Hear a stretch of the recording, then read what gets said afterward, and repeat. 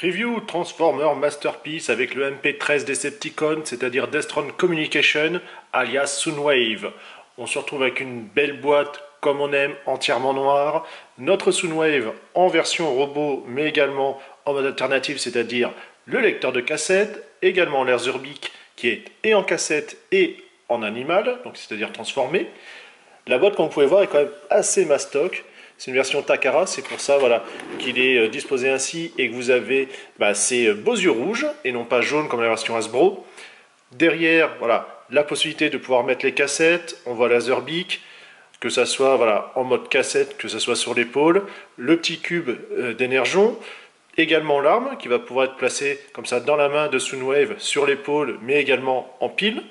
On voit que Megatron ici sera fourni en tout cas en format de flingue. La boîte est vraiment magnifique. Par contre, c'est vrai, ce qui est un peu bizarre, surtout quand on sait voilà, la taille que va faire ce Masterpiece, c'est le comparatif. On se retrouve avec la boîte du MP04 que vous avez ici. Eh bien, quand même, très mastoc. On voit que voilà, pour un MP13 qui est quand même en dessous des 30 cm, parce que notre Pepper Optimus, c'est sa taille, la boîte est quasiment la même taille, la même profondeur. Et quand on va comparer avec le Shockwave, on va dire non officiel, c'est-à-dire Quakewave de Fans Toys, on va avoir une boîte qui est vraiment pas du tout pareille. Quasiment la moitié en termes d'épaisseur. Et voilà, on va dire les trois quarts qui vont être faits en termes de hauteur, mais quand même, ça fait une sacrée différence. Mais qu'est-ce qu'il fout de toute cette place? On va donc ouvrir pour voir qu'est-ce qui se cache à l'intérieur. Pas d'encart, rien, juste ouverture habituelle. À l'intérieur, voilà, un grand système de bulles, en tout cas d'inserts en transparent. La notice avec la carte pour chacun.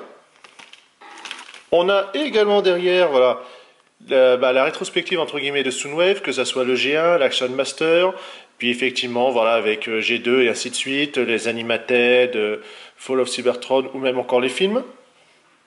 Voici la bête, comme vous pouvez voir, c'est très vide. Bon, certes le robot est quand même assez massif, tout est voilà, assez bien espacé par-ci par-là, mais effectivement, on va avoir la moitié qui aurait pu vraiment être gardée, enfin gagner en tout cas en profondeur, parce que là, très bof, pareil, voilà, même si c'est un peu espacé, ça aurait pu faire mieux, bon. Au moins, on va dire, voilà, on a une grosse boîte, on est content d'avoir un Masterpiece, mais vu la taille, ça fait quand même un petit peu bizarre. N'empêche, on va pas bouder notre plaisir, on va le déballer. Megatron en flingue est vraiment mastoc. Vous avez ici donc toujours le stem de la poignée qui va comme ça, tout simplement de la crosse, s'allonger pour pouvoir le mettre en main. Mais au moins, quand c'est en version display, c'est beaucoup plus esthétique. On va avoir ici, alors c'est super raide, les articulations pour comme ça, voilà, permettre de bien l'appuyer contre le bras tout simplement et l'épaule, ou en tout cas le corps du robot. Le viseur. On va avoir le rallonge du canon. Donc bien sûr, tout ça est détachable quand vous allez ainsi le faire. Donc un beau petit flingue avec ici le logo Decepticon. Le détail est là. On va justement les comparer tout de suite avec le MP04. C'est un peu le jeu des 7 erreurs. En tout cas, on va pouvoir noter que le nouveau va avoir un logo un tout petit peu plus gros que effectivement le MP04. Également, comme vous pouvez voir ici, pas de petits points rouges alors que l'ancien l'avait. La crosse, du fait qu'on va rajouter une articulation ici, va être un petit peu plus haute et donc forcément au final un petit peu plus longue. Également, cette partie-là n'est plus carrée mais en rond. Et également l'appui qui a changé de forme. On peut voir la version qui vient avec E-Gear Nemesis Black Convoy, forcément en couleur différente, pas de logo normal, beaucoup plus petite, donc c'est ça qui va être un petit peu bizarre, puisque bon, le E-Gear est quand même plus proche, enfin en termes de taille, que le MP04. Pour la pile, bon, à quelque chose près, on est sur une taille de LR06, donc AA, assez bien faite. On voit ici comme ça le plus, le moins, enfin en tout cas, ou plutôt l'inverse. C'est pas si mal rendu, un petit effet comme ça bleu pailleté métallisé qui est assez joli. Pour sortir l'arme, on va simplement tirer. Ensuite, vous avez ici la crosse à cet endroit-là. Donc il y a juste à l'attraper et la faire basculer. En le faisant, vous allez noter qu'ici, la pointe du canon va sortir. Hop, voilà, c'est avancé. Alors par contre, il faut réussir à l'attraper, donc c'est assez raide. Et ensuite, on va continuer à déployer, et ainsi le canon est entièrement sorti. Le chrome est de bonne facture, quelques détails tout de même. Le système de senseur, comme ça, voilà, avec les deux orifices, des espèces de petites turbines. Et puis ici, bah, puisque ça va se clipser, simplement. Le cube d'énergon, donc qu'on a ici, entièrement en plastique transparent. Donc on voit en fait qu'il n'est pas totalement bien cubique, hein. C'est pas des angles droits. Vous avez une partie qui va s'enlever, puisque c'est normal pour pouvoir mettre en tout cas, voilà, glisser à l'intérieur les papiers pour le rendre de couleur, ou simplement bah, déjà pour pouvoir le clipser au niveau du torse. La grille qui va venir sur le torse justement, et dans laquelle on va pouvoir ainsi mettre bah, les différents petits éléments que vous aurez découpés dans votre notice, ou simplement imprimés sur internet. Bon, c'est quand même bien fait, pas trop de coulure, voilà, c'est pas de souci de ce côté-là. Alors voici ce que j'ai trouvé sur le net, c'est un fichier simplement imprimé. Moi j'ai juste pris le cube, puisque c'est ça qui va m'intéresser tout simplement en termes de présentation. Je ne l'ai pas fait sur du papier photo ou papier standard, je l'ai fait sur un reste qui me restait de plastique, enfin de feuilles transparentes tout simplement, pour comme ça donner un petit effet translucide. Et voilà un cube pas cher et vite fait, et bah ça rend pas si mal finalement. Alors forcément voilà, j'ai l'intérieur qui s'est un petit peu barré, il faudrait que je mette un petit point de scotch pour que ça tienne, mais à part ce petit fail, et ben c'est pas mal. Le boîtier de la cassette, qui est aux couleurs de l'énergon. Alors, c'est très gentil hein, de nous l'avoir filé comme ça, rosé. Par contre, et encore, ah voilà, forcément dans ce sens-là, ça s'ouvre mieux. J'aurais préféré carrément le cube de cette couleur-là, hein, tant qu'à faire, puisque là, ça n'apporte pas grand-chose. J'ai déjà des cassettes DG1, enfin en tout cas de la version 25e anniversaire. En tout cas, c'est pas un gros souci. J'ai imprimé, je vous montrerai à la fin ce que ça peut donner. Pour comparer, eh bien, c'est exactement la taille justement du G1 25e anniversaire. La même boîte, juste la couleur qui va changer. Puisque nous y sommes, eh bien, on continue dans le comparatif. Alors, c'est un peu le jeu des 7 erreurs. Hein. En tout cas, ici, 25e anniversaire. Ici, le Masterpiece. Vous pouvez déjà juger que bah, le rouge est plus bordeaux qu'autre chose. Du métallisé en peinture et non pas en autocollant. Voilà. Finalement même taille, mais elle paraît quand même un petit peu plus fine en fait. C'est voilà, c'est juste un aspect esthétique. Les logos des Sept qui sont arrivés ici. Voilà, là on n'a rien sur le dessus, la transformation va être un petit peu différente. En fait, tout est peint. On note comme ça quelques éléments d'ingénierie qui permet voilà, de donner un peu plus de réalisme. Hein. Et puis zut, hein, c'est un peu normal, c'est un masterpiece. Pour la transpo, c'est assez bien pensé. On va retourner, vous avez cette partie centrale, en fait on va appuyer, ça va permettre ainsi de déloger la tête, on voit le bec qui apparaît, on l'attrape, on va ainsi sortir la tête et forcément le cou qui va avec, voilà, on bascule entièrement, on peut déjà noter qu'il a un joli œil jaune, on va également pouvoir ici avoir accès, comme vous pouvez voir, un petit peu aux pattes, mais avant on va déjà attraper ces parties-là qui vont former le réacteur.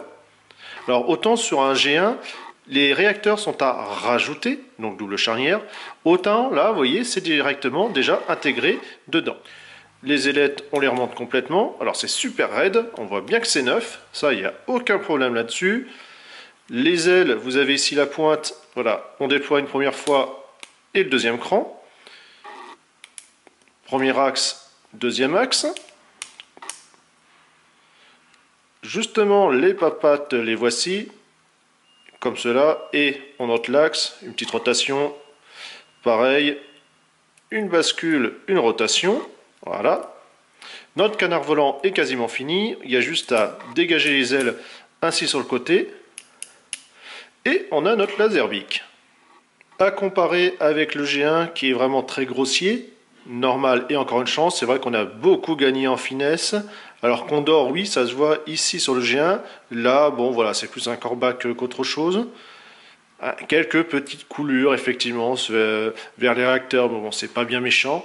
vraiment très joli. C'est vrai que ça l'affine énormément, c'est vraiment très agréable. Au lieu d'avoir en plus ces grosses pattes comme ça disgracieuses, il y gagne en finesse. Elles vont toujours pouvoir se clipser directement comme ça sur le dos ou le bras de Soundwave. Vraiment belle réalisation. Au final, oui, dans un sens, voilà, je regrette quand même de ne pas avoir les autres. En tout cas, au niveau des cassettes, peut-être qu'il y aura des packs avec les 4, parce que pour l'instant, vu à quel prix elles sont vendues en pack de 2, c'est même pas la peine. Mais bon, voilà. Cette réédition, voilà, semble vraiment du très bon augure. À ce tarif-là, pour l'instant, je dirais oui. On va voir sur la suite si j'ai raison. Petit détail pour nous, qui est vraiment très sympathique. Vous avez, voilà, caché dans sa tête ici son rétroprojecteur. Bon, forcément, c'est un peu petit, mais voilà, au moins l'idée est là, et c'est présent, c'est vraiment agréable. Notre ami Soundwave. Alors, la première fois, déjà, quand on le prend en main, c'est vraiment très bizarre, puisque vous avez les pieds en métal, et c'est tout. On sent tout de suite que c'est super creux au niveau des jambes. Ça fait vraiment très bizarre. Bon, après le reste, voilà, c'est un petit peu mieux. Le torse également, on le sent super creux. Ça fait vraiment bizarre. Bon, voilà, les Masterpiece, maintenant, c'est ainsi. Pas beaucoup de métal, mais quand même, voilà, ça fait vraiment très très cheap. Surtout bah, quand voilà, je viens sur quand même, entre guillemets, dans les Masterpiece, de vous présenter il n'y a pas longtemps un Quake Wave qui est juste fabuleux. Alors certes, les pans qui sont en métal sur ses jambes renforcent comme ça quand même cette lourdeur. Mais on sent que ce n'est pas creux de partout, il y a vraiment voilà, de la matière entre guillemets. Là, ça fait, on va pas dire cheap parce que le rendu il est là, mais quand même, moyen moyen. N'empêche, les détails sont quand même là, vous pouvez le voir ainsi, voilà, sur ses pieds, ses jambes. Quand même, tout ça, pas mal d'éléments. On arrive au bouton carrément pour la ceinture. Le torse, le petit logo. La tête est vraiment très bien travaillée avec comme ça ses beaux yeux rouges. Et également ici, voilà, pour la Gatling, le canon d'épaule. Toujours du détail, pas trop de bavure, voilà, bon, c'est déjà pas mal, hein. Puis zut, hein, encore une chance. Bon, forcément, voilà, derrière les jambes, on voit tout de suite les boutons, ce qui est un peu normal, puisque ça va être dû à la transformation. Les points, je les ai passés, mais comme vous avez pu voir, vous avez les doigts qui vont être également en séparation. Dans le dos, on se retrouve comme ça avec pas mal de détails. C'est vraiment agréable. Et on arrive comme ça au niveau de la tête. Alors, entre guillemets, déballé direct, hein, sans non plus être mis autrement. On voit qu'il penche un tout petit peu derrière. Reste à voir si c'est le backpack qui est en cause ou juste les chevilles. En tout cas, c'est juste posé comme ça un petit peu à l'arrache. À faire attention. La tête qui va laisser apparaître ainsi le cou quand on bouge. Alors ça, c'est quand même pas mal. Ça évite de voir tout de suite l'articulation. Les yeux rouges, magnifiques, sans transparent. Par contre, rien de derrière, bah forcément pour que la lumière puisse l'éclairer. C'est quand même pas mal. Là où ça fait tout de suite bizarre, c'est ici au niveau des épaules. Pas de bruit, pas de ratchet, c'est juste une bête pièce en plastique avec un axe pardon, qui transperce. Ça fait un peu cheap. Bon, ici, voilà, rotation. Double axe également pour le coude, toujours rien. Bon, rotation, on va avoir la main avec le pouce. Alors si j'arrive déjà à dégager comme ça les 3 doigts. Le dernier, qui lui en plus va être articulé comme vous pouvez le voir. Et le pouce, lui par contre, qui est fixe, même pas une articulation. C'est bien la première fois que je vois ça. Ouais. Au niveau du torse, bon, au moins voilà, ça bouge. On va avoir ici, toujours pas de ratchet, juste un axe, on va dire à la con.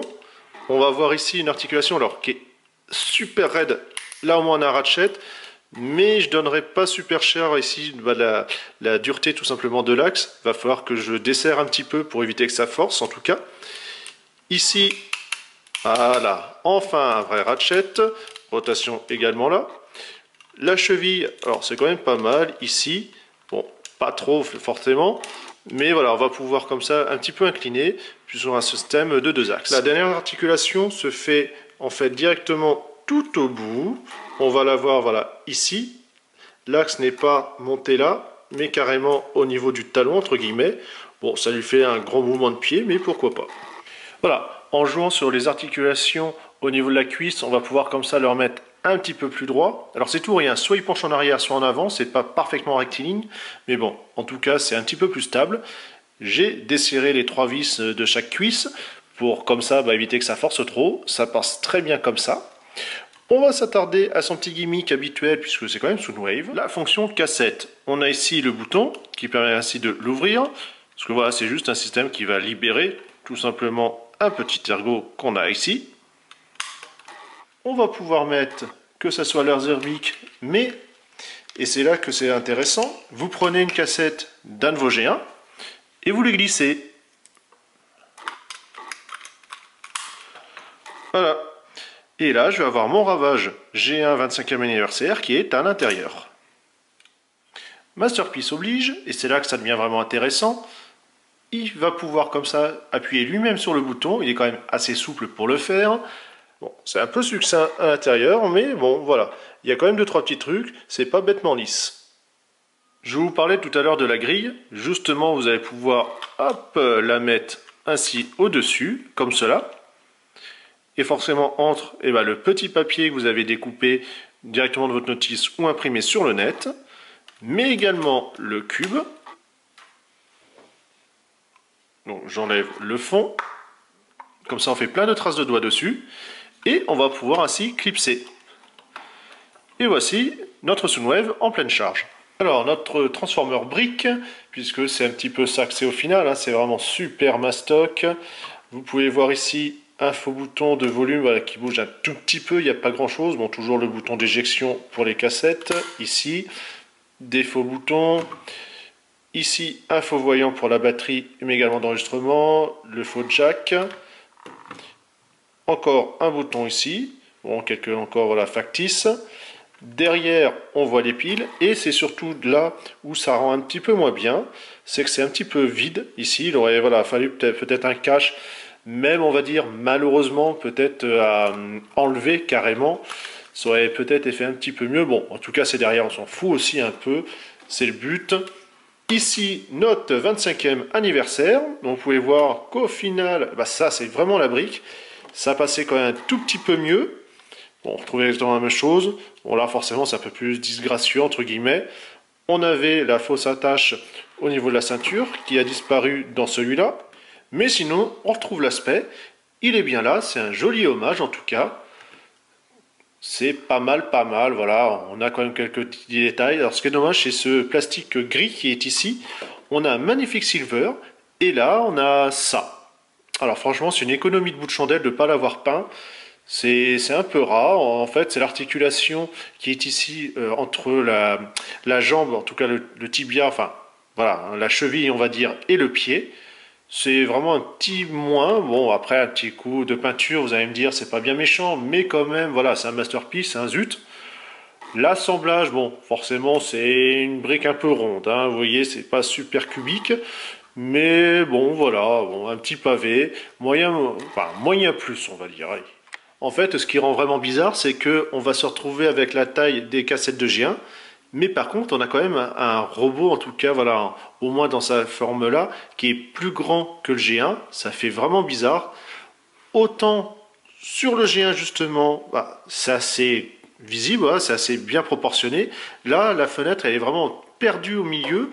Bon, au moins, vous pouvez recycler vos vieilles cassettes, mais ça fait un peu con. Concernant la transfo, alors c'est pas bien compliqué. On va déjà ici, voilà, déclipser. Vous aviez deux ergots qui venaient se glisser ici. On va voilà remonter pour pas trop que ça gêne. Articulation ici, vous les avez là. On va avoir ces parties-là, voilà, qui vont se plier comme cela. Vous avez les bras qui tiennent par un petit picot au fond. Vous avez ici, il faut penser à les déverrouiller, qu'on a là. Vous avez les jambes qui sont également clipsées. Voilà. Ici, et le voici notre picot. Pareil de l'autre côté. Ça, on va déjà voilà, déployer ici le pied. Il faut cette partie-là la déclipser. Voilà. Puisque vous avez ces deux pointes qui viennent à l'intérieur ici. Voilà. Comme ça, on va déployer complètement. Voilà. Rotation. Boum. Comme cela. Vous avez le pan.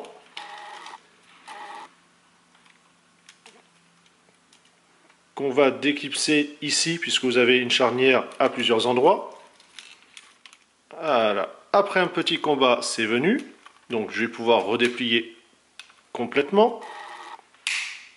Voilà, c'est bien raide. Là, vous pouvez voir que ça fonctionne sur un système de rotation.